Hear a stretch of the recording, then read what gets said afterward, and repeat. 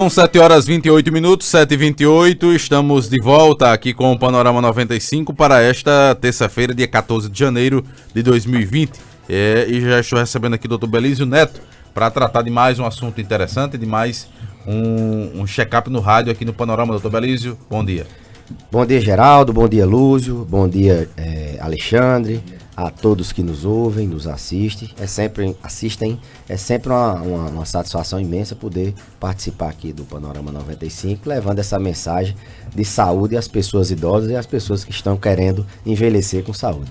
Pois é, e o tema desta terça-feira, né, surgiu inclusive do nosso Panorama aqui. Eu fui no último sábado a Jardim do Seridó para falar sobre a garotinha Angélica, né? Ela não é idosa, obviamente, é uma garotinha, mas os seus pais já têm uma certa idade. O pai dela, inclusive, é idoso, né? E é morador da área rural, como tantos outros que nos escutam aqui. E esse tema do idoso rural, né, nos chamou a atenção e a gente trata desse assunto aqui. Existem benefícios, existem problemas, riscos também do idoso rural? É preciso e importante cuidar também daquele idoso que está na zona rural? Inicialmente, parabenizar vocês aí pela campanha, foi de um sucesso. A gente fica muito feliz sempre quando tem o ser humano se propõe a fazer coisas boas. Então, parabéns. A gente viu o cenário assim de uma casa de taipa e aquilo remeteu a gente pensar nos idosos que moram ainda na zona rural. A gente tem muitos idosos morando na zona rural e a boa parte, se não, eu não tenho esse dado, mas a grande maioria dos nossos idosos aqui do sertão do Seridó, eles vieram da zona rural, eles moraram em zona rural. Então, quem são essas pessoas? Quem são esses idosos? A mesma forma de tratá-los, de orientá-los, de educá-los, os mesmos, é igual ao idoso urbano. As doenças, a forma com que eles trabalham, o horário, a exposição solar, tudo isso tem impacto na forma como eles vão envelhecer, na forma como eles vão ter um envelhecimento. A gente vê muito eles têm um envelhecimento, por exemplo, cutâneo da pele muito mais acelerado. Eles têm uma fotoexposição, se expõem muito ao sol durante toda a vida e eles carregam um envelhecimento cutâneo muito acelerado. Eles têm problemas de pele quando ficam mais velhos, têm doenças na pele pela exposição solar. Eles têm doenças ocupacionais em virtude do trabalho, doenças osteoarticulares, muitos envelhecem com problemas de coluna, com dores na coluna, com hérnia de disco, com artrose importante. Eles sobrecarregaram muito a coluna, fizeram muito exercício em posição inadequada, né? Então com dores ósseas. Eles também têm, quem trabalha com leite, com vaca de leite, ordenhando as vacas, eles acordam muito cedo, né? 1 ou 2 horas da manhã, e eles têm um ciclo sono-vigília um pouco diferente. Quando vem para a rua, para a zona urbana, eles podem ter distúrbios no sono. Então, uma série de diferenças, né? No dia a dia deles. A mulher também tem uma rotina, a idosa rural tem uma rotina diferente. Então, podem trazer consequências no envelhecimento, não só consequências deletérias, né, mas algumas consequências também benéficas. Eles trabalham, eles têm massa muscular, bastante massa muscular, eles têm menos massa, eles têm menos gordura, então o envelhecimento físico deles de sobremaneira. Aparentemente, isso eu não tenho dado estatística para confirmar, mas aparentemente eles envelhecem com a carga muscular, com a massa muscular bem desenvolvida. Então tem alguns benefícios, mas tem muitos malefícios, e algumas intervenções podem serem feitas para que a gente possa evitar que eles tenham problemas futuros. Via a Casa da Menina, é uma casa de taipa. A casa de taipa ela é abrigo para o barbeiro que transmite a doença de Chagas, aquela doença que causa coração crescido, né? Pode causar no intestino também, mas causa insuficiência cardíaca por doença de Chagas, o coração crescido. Então são inúmeros os parâmetros que a gente pode elencar para poder intervir e ter uma atenção especial a esse idoso da zona rural ou aquela pessoa que foi da zona rural e que agora está na zona urbana, que é até uma dúvida das pessoas, até quando ir, até quando trazer. As famílias vieram para a zona urbana e às vezes querem trazer o idoso, que hora trazer. Isso é uma dúvida que eles sempre têm. Deixa eu só pedir licença aqui ao senhor, daqui a pouco a gente retorna a esse tema, que tem ouvinte aqui no ar para fazer pergunta. Bom dia, quem fala? Bom dia. Quem fala? É Terezinha. Terezinha, pode ficar à vontade. Doutor Beliz, porque eu tenho 59, eu vou completar 60 anos agora, no dia 27. Aí eu tô com problema na coluna. Aí o médico disse que era mais no pescoço. Nós bora por tudo, doutor Beliz, negócio de coluna. Pronto, dona Terezinha, eu vou responder aqui.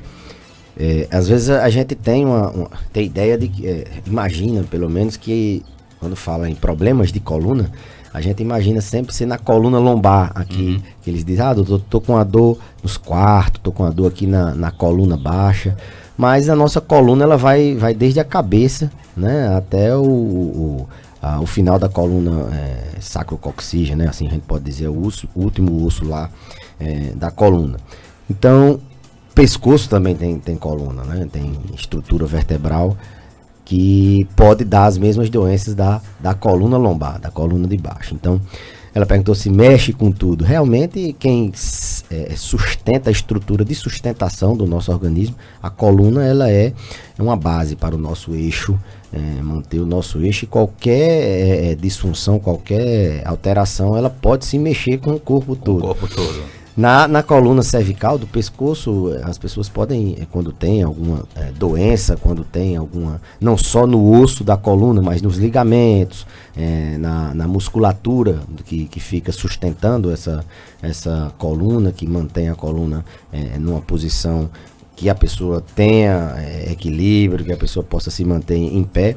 Qualquer doença nessas estruturas pode causar sintomas. O principal é dor, né? Dor na coluna do pescoço, mas essa dor ela pode dar associada também à dormência nos braços, quando tem comprometimento de alguma estrutura nervosa. Então a coluna do pescoço é parte da coluna, dor no pescoço, torcicólica, as pessoas que amanhecem com o pescoço enrijecido, uma dor que vai do pescoço para o braço, dormência na ponta dos dedos, às vezes pode estar relacionada a distúrbios, a doenças na coluna cervical. A pergunta dela foi se problemas na coluna do pescoço pode dar sintomas diversos, pode dar sintomas diversos, embora o mais comum seja a dor, a cervicalgia, a dor no pescoço. Alguns sinais de alarme assim fazem com que o paciente deva obrigatoriamente procurar o médico, como eu falei, dormência, perda de força nas mãos, nos braços. Quando tem essa dor no pescoço, essa dor está associada à dormência, formigamento, perda de força, deve-se imediatamente procurar o serviço de saúde para que seja investigado algum comprometimento de estrutura nervosa, uma hérnia de disco que está comprimindo uma raiz nervosa ou uma estrutura que esteja sendo comprimida ali naquela área e esteja causando danos mais sérios. Então são sinais de alarme. Via de regra, a gente orienta as pessoas sempre a alongar o pescoço, né? Fazer exercícios no pescoço, colocar o pescoço, a cabeça para baixo, imprensar assim a cabeça, alongar. Aí, o ideal seria com supervisão, mas se não tem essa supervisão, colocar a orelha encostada no ombro assim, esticar um pedaço, né? Para frente, para trás, para cima, para baixo, não sei se pelo rádio dá para as pessoas entenderem. E tentar manter-se com uma postura que não sobrecarregue a coluna. Isso faz com que as pessoas tenham menos dor, mas não deixe de procurar, achar que é da idade, que é uma dor leve, que isso vai lhe incomodar durante todo o tempo, e a coluna realmente ela mexe com todo o corpo. Ok, vamos voltar então ao nosso tema, né, que estávamos falando aí da questão do idoso na área rural. Inclusive Alexandre, ele acompanhou esse trabalho aqui da gente, do senhor lá e da filha da zona rural de Jardim do Seridó. Alexandre, bom dia. Bom dia, Geraldo, doutor Belísio, Lúcio. Doutor Belísio, eu faço uma pergunta da transição. O senhor falou aí, o senhor fez um preâmbulo bem interessante aí, mas a transição desse idoso do campo para a cidade. Sei lá, o filho, o neto, um dia disse, não, papai, o senhor tá bom de vir para a cidade, o senhor não aguenta mais. ele já está com seus 80 e poucos anos, ele diz, não, mas eu ainda aguento pegar um fardo de ração, eu ainda tenho força para isso, mas como é que deve ser essa transição? Ele está habituado, por exemplo, a uma alimentação mais rústica, como é que deve ser essa vinda para a cidade, o cuidador para esse idoso e principalmente a questão de manter até esse tônus muscular que ele adquiriu no decorrer dos anos. Excelente pergunta, Alexandre. Na verdade, assim, quem disse que ele tem que fazer essa transição para a rua, né? Mas, na maioria das vezes, com o êxodo rural, as famílias cresceram na rua e elas vêm para a rua, os filhos, os netos, vêm estudar e findam morando na rua. Mas primeiro perguntar, será que eu preciso trazer meu pai? Ele ainda é independente ao ponto de gerir a própria vida? Ou é porque eu quero ter ele por perto? Essa pergunta tem que se fazer. A gente não pode ser tão egoísta ao ponto de querer só trazer por trazer. Às vezes é um idoso independente que ainda consegue manter a vida dele normal no sítio. E às vezes as famílias querem trazer por trazer, findam trazendo, ele sai daquela rotina, daquele hábito e acelera muito a perda de função, ele não perde músculo, perde massa óssea, perde mente e finda numa bola de neve e termina falecendo. Então a primeira pergunta é essa.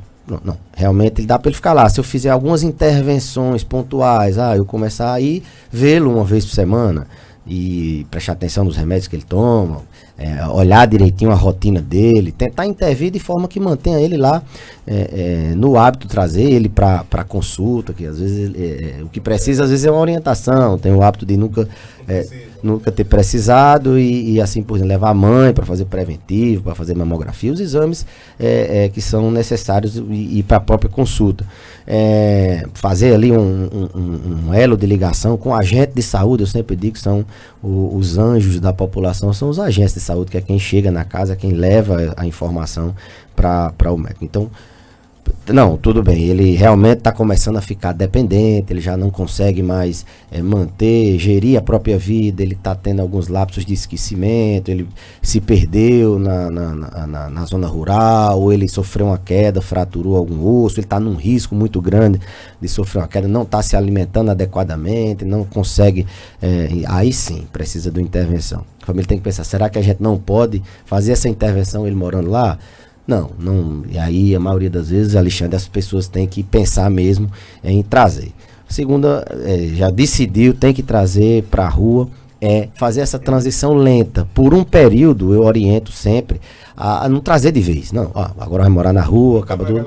Não, vamos começar aí uma vez por semana, para a rua, passar um dia lá em casa e assim sucessivamente. Às vezes essa transição pode durar 1 ano, 2 anos e isso acontece e as pessoas conseguem se adaptar à zona urbana tão bem quanto estava na zona rural. Cria novos hábitos, novas atividades. Então a segunda regra, a segunda observação é trazer de maneira lenta e gradual, né? Até que ponto, isso é um dilema para todas as famílias. Tem idoso que tem 90 anos e é bem independente, tem idoso com 60 que já não consegue, cheio de doenças, então é muito heterogêneo o envelhecimento. Então, mas trazer de maneira gradual e dar todo o aporte, toda a estrutura necessária do que ele tinha na zona rural, hábitos, não tentar, como é que eu posso dizer, mimetizar, simular, tentar fazer com que o ambiente da zona urbana seja parecido com o da zona rural, pelo menos no que for possível. E as mudanças drásticas de alimentação? Pronto, quanto à alimentação, na verdade, não seria essa orientação não seria só para o idoso rural. Mudança de alimentação no paciente idoso é sempre complicado. Muitos anos com aquele mesmo hábito, mas às vezes quando é uma doença específica e que precisa urgentemente mudar, não tem como evitar. Tem que ser drástica, na melhor maneira possível, mas tem que mudar radicalmente. Mas quando não, só um hábito alimentar, a orientação é que faça também paulatinamente. no campo a alimentação às vezes é até melhor do que na rua, né? Tem alimentos frescos, tem mais saudáveis, às vezes ele pode até mudar e prejudicar, colocar muito industrializado, colocar muito processado, muito alimento enlatado, e isso pode ser deletério. Mas a ideia é sempre lenta e gradual e ver se realmente aquela mudança vai ser melhor para o idoso. Tem que pensar no idoso, não é para rotina da família, para que meu pai ou minha mãe fique aqui do meu jeito, da minha forma, comendo as minhas coisas. Não, tem que pensar nele. Já que você quer trazer, quer fazer uma intervenção, você tem que fazer da forma que seja boa para ele. Mudar lentamente e ter cuidado com a desnutrição. A gente sempre fala que no idoso é muito mais complicado, muito mais fácil dele desnutrir do que ele ter problemas com obesidade e afins. A gente estimulou aqui o ouvinte, né, da área rural, e tem uma pergunta bem interessante aqui do Mazinho. Ele está dizendo aqui que é Mazinho Tchê, lá da zona rural de Triunfo Potiguar. O pessoal nos acompanha em Triunfo Potiguar. Ele está dizendo aqui que está chegando também aos 60, já está entrando aí na fase idosa, e diz o seguinte: queria saber se essa dor de cabeça que dá direto em mim é normal. Às vezes sinto dor de cabeça quase direto. Um dia atrás eu sofri uma queda de moto e caí pelo lado da costela. Já faz um bom tempo, mas aqui e acolá sinto uma dor ao lado da costela. Isso é normal? E ele faz aqui uma relação com essa questão: se está chegando na fase idosa, você tem que se preocupar mais. Bom, nenhuma dor é normal, né? Tanto essa dor de cabeça dele, como essa dor na costela. Alguma coisa tem que ser vista, por que está tendo essa dor, e alguma medida tem que ser feita para que ele não fique sofrendo com dor. Se for um trauma de torácico com fratura de costela, às vezes demora mesmo 3, 4, 5, 6 meses doendo, e o paciente tem essa dor, mas a gente tenta controlar com medicamento. Dor de cabeça é um caso à parte, tem tanto da zona rural como da zona urbana, em qualquer pessoa, e tem que ser investigado para poder ser tratado. Cuidados, né? Tá chegando na idade de 60 anos, quando a gente se torna idoso, 60 anos ainda né? Que estão querendo mudar a idade para 65. Pois mas proteção solar, usar protetor solar sempre que sair de casa, usar o protetor solar. Quando for trabalhar, levar a garrafa com água para estar ingerindo bastante líquido durante o trabalho. Ter o cuidado de fazer os exames de prevenção nessa faixa etária. É importante fazer o exame da próstata, exames de rotina para ver as taxas. Importante começar a se aproximar mais da unidade de saúde e verificar a pressão e dar uma verificada na glicose, na glicemia, fazer uma avaliação no médico próximo, se aproximar do sistema de saúde, começar a fazer os exames de prevenção e ter cuidados com o próprio paciente, como eu falei, de proteção da pele, melhorar a alimentação, começar a se preocupar com queda, ver a vista, se não está, se tem algum déficit visual na idade. À medida que a gente envelhece, os problemas visuais, os problemas auditivos vão se tornando mais relevantes, vão se tornando mais incidentes, mais comuns. Então, os cuidados, fazer uma avaliação geral, repensar a vida. Está começando o ano, virando a idade, chegando aos 60 anos, eu acho que vale muito a pena ele ter esses cuidados. Tem outra pergunta aqui: gostaria de saber se o idoso que tem Alzheimer pode fumar. Tabagismo no idoso, né? Pois é. Eu acho que vale até a pena um programa sobre isso. Fica a dica talvez para o próximo. Fica a dica para o próximo. E os idosos da zona rural, eles têm o hábito de fumar aquele cigarro de palha, né? O cigarro de fumo, né? Pé duro, né? Como se chama. Não, em nenhuma faixa etária pode-se fumar, nenhuma circunstância pode-se fumar. O cigarro não traz benefício nenhum. Para ninguém. Para ninguém. Principal causador de câncer em vários órgãos, ele sozinho é o principal carcinógeno. O cigarro causa doenças seríssimas como enfisema pulmonar. O cigarro causa má qualidade respiratória, aumenta risco cardiovascular, piora. Se a pessoa tem uma predisposição a ter um infarto, ela vai ter mais cedo, um AVC ela vai ter mais cedo. Então o cigarro sempre vai fazer mal. Num paciente demenciado, na verdade ele esquece todos os hábitos, né? Então, teoricamente, ele vai esquecer de fumar. Uma hora ele vai esquecer de fumar. alguns associam que existe uma dependência. Não, tá com demência, se eu tirar o cigarro ele vai ficar dependente, ele vai se agitar mais. Não, ele pode se agitar com outra coisa.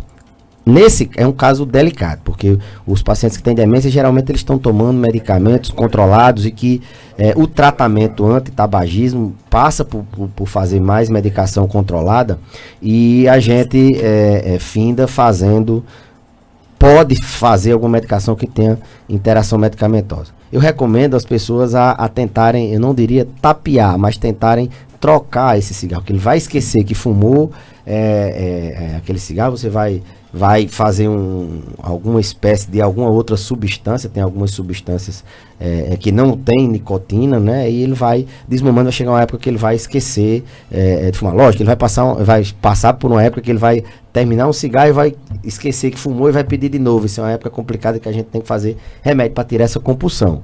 Mas não faz bem, se puder tirar, ele não vai ter problemas na saúde dele. Pode ter uma agitação, mas se controla com medicamento no início. Isso não há demência, no Alzheimer, né? Na pessoa comum, não. Não dá essa agitação, não. Faz o tratamento e dá certo, tem que parar em qualquer faixa etária. Tem ouvinte no ar, quem fala, bom dia. Bom dia, é doutor Belísio? Ele tá te ouvindo, quem fala? É sério, doutor Belísio, aqui do titular Ouro Branco. Pode ficar à vontade, sério. Doutor Belísio, é porque eu tô com um problema na minha cabeça e eu tô me queixando de uma queda de moto que eu sofri. Qual a sua idade? Eu caí de costa, parei a queda todinha na cabeça. Aí de um tempo desse pra cá, aí começou do local que eu sofri a pancada, começa um choque. Só que eu não chego a desmaiar. Aí o senhor acha que pode ser problema da queda? Célia, qual a sua idade? 54 anos. 54 anos. Faz quanto tempo essa queda, Célia? Faz quanto tempo que sofreu essa queda? Acho que faz uns 4 anos, doutor Belísio, já. E sempre sofreu com isso, não foi agora não? Depois da queda sempre ficou sofrendo essa dor de cabeça, não foi recente não? Não, só assim, durante 3 dias. Assim, não é dor de cabeça, é um choque que dá na cabeça. Certo, vou responder. Tá ok, Célia de Ouro Branco, né? Muito obrigado, Célia. Pois tá bom, doutor Belísio. Muito obrigado e um bom dia para o senhor. Tá bom, bom dia também. Qualquer trauma, né, na região craniana, ele pode dar uma cefaleia, que a gente chama cefaleia pós-traumática, pós-trauma craniano. Pode perdurar por algum tempo, essa dor de cabeça, essa cefaleia pode não ser em virtude de nada grave dentro do cérebro. No caso dela é mais uma dor do tipo choque, ela tem alguns choques. Esse trauma craniano pode ter lesado algumas raízes nervosas e desse tipo de dor. Tem que ser avaliado. Às vezes a gente tem que lançar a mão de uma ressonância, tem que lançar a mão de uma tomografia, mas fundamentalmente ela tem que voltar para o serviço médico e ser investigado. Não é nada grave, é em virtude da queda, provavelmente isso com o tempo pode passar, ou você vai ter que tomar um medicamento para aliviar isso aí. O importante é saber se isso é grave ou não. Que é da queda, provavelmente sim. Ok, tem mais ouvinte aqui. Antes do ouvinte está ouvindo em casa, meu pai e minha mãe, e estão dizendo aqui que meu pai está dizendo que tá bonzinho, né? Paciente do senhor aí, e tá mandando um abraço pro senhor. Mandar um abraço para ele, graças a Deus. Tá bem, tá seguindo o tratamento, pois né, Geraldo? Tá bem, graças a Deus. Tem ouvinte? Quem fala? Doutor Edmo, que vai ser do Juazeiro. Repita seu nome? Micaele. É porque não, mês passado, mês de agosto. Ela foi parar na sala, aí ela fechou o braço todinha, já recuperou o braço, e a perna dela já continua doente, e ela, quando ela fica muito aperreada, ela tem dor de cabeça, e ela tem o lado da boca do descendo, né, normal? Ela tem 56 anos. Micaele, eu não sei se está no Viva Voz o telefone dela, Acho mas que não está sim, dando viu? pra gente ouvir direito, não. Miguel, você pode repetir? Alô? Pode repetir? Ela fez um adolescente. Aí ficou com nada dormente, sabe? Dormente. Aí ela já operou um braço e uma perna ainda continua sem contato, dormente. Aí ela, quando fica prendada, ela sente dor de cabeça e a boca dormecendo. Bom, Bom, porque ela está em Jardim de Piranhas, na zona rural, né? E está fazendo essa pergunta. Não sei se o senhor conseguiu compreender uma dormência no da braço, dormência, né? Dor de cabeça. né? Eu acho que foi em virtude daquela questão do pescoço, né? Que a gente falou. Sim. Como eu falei, a dor, o problema na coluna do pescoço pode dar alguns sintomas. O principal é dor no pescoço, né? Rigidez, que a gente chama de torcicolo, o pescoço fica duro. As causas são inúmeras, até um movimento brusco, até uma má postura por muito tempo pode dar algum sintoma desse. E quando tem associação com dormência no braço, isso preocupa mais. Isso pode ser o início de uma hérnia discal, tá ali uma protusão discal que virou uma hérnia de disco no pescoço, está causando dormência. Pode ser compressão por uma raiz nervosa, por outra causa que não seja a hérnia de disco. Então tem que se procurar saber. É um sinal de alerta. Só a dor no pescoço não preocupa tanto, mas quando dá associada a dormência no braço, possa ser que alguma coisa na estrutura da coluna do pescoço esteja sendo comprimida, esteja sendo lesionada mais seriamente, e isso requer uma avaliação, alguns exames na consulta e, por vezes, um exame de ressonância para a gente investigar melhor. Tem pergunta no WhatsApp? Pode ficar à vontade, Lúcia. Bom dia, Geraldinho. Bom dia, doutor Belísio. Doutor Belísio, eu gostaria de saber o que é que eu faço, porque minha mãe burra, tem dia que não quer comer, não quer tomar o suplemento, olha, é muito difícil, sabe? Me diga aí o que é que eu posso fazer para ver se ela melhora esse apetite. E aí, doutor Belísio? Bom, não é só a mãe da ouvinte. A gente tem vários Dona casos Raimunda. de Dona Raimunda que tem esse problema. São vários casos. Quais são as estratégias que a gente utiliza? É um paciente com demência ou não? Ele é lúcido ou não? Se for lúcido, tenta convencimento, perguntar o que é que gosta, ver a consistência da comida, ver se está quente, se está frio, se tem alguma coisa que ela não está gostando, se é muito sal, se é pouco sal, tempero. Tenta convencer isso. Não deu certo. Aí a gente vai buscar as causas de perda de apetite. Será que é algum problema na prótese? Tá frouxa, tá doendo? Será que é algum problema em algum resto de dente que ela tenha, um dente que esteja doendo? É algum problema de engasgo? É algum problema no estômago? Ela tá sentindo dor, tem azia, fica empachada? Será que é alguma doença que está fazendo ela não ter apetite? Será que é algum medicamento? Medicamento, ele altera muito o apetite. Vários medicamentos podem alterar o apetite na pessoa idosa. Tem que se buscar a causa. Não adianta, não existe. Não, eu vou fazer um estimulante do apetite. É o último recurso que a gente faz e na grande maioria das vezes a gente consegue voltar o apetite dessa pessoa sem a necessidade de um estimulante, que também não funciona muito bem. Quando eu teimosia a gente traduz muito para humor distímico, humor irritadiço, que é um tipo de depressão que o paciente fica com humor irritadiço por muito tempo. Ele fica ranzinza e às vezes esses idosos eles têm esse transtorno chamado distimia. A gente tratando, ele volta a aceitar melhor, o humor melhora, volta a aceitar melhor o apetite. Então existem várias estratégias, né? Não existe, se a pessoa for lúcida, de não comer, né? Às vezes a gente, não se preocupe não, uma hora vai comer, vamos fazer aqui, dessa forma a gente encontra a causa. Agora, se é um paciente demenciado, geralmente é porque a demência, o Alzheimer está descompensado, não está bem medicado, precisa se ajustar a medicação para ele poder ter apetite.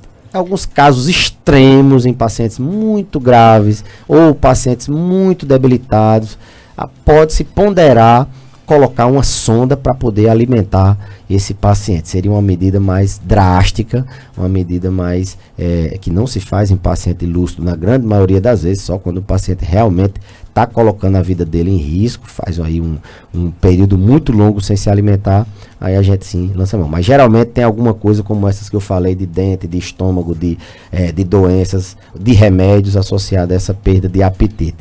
Tentou, não conseguiu, pelo convencimento, tem que procurar auxílio médico.